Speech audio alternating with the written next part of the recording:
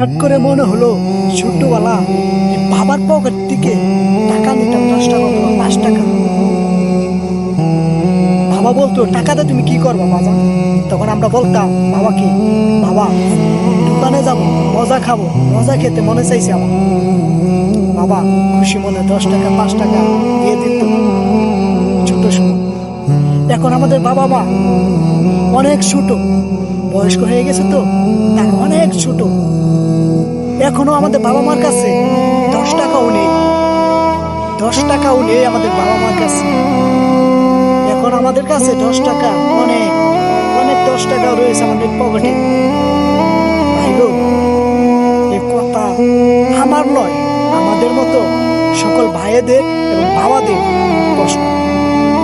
আমাদের বাবা মাকে 10 টাকা আমরা দিতে পারি না, তারা অনেক ছোট হয়ে গেছে, আমাদের চেয়ে অনেক ছোট হয়ে গেছে আমাদের বাবা মা।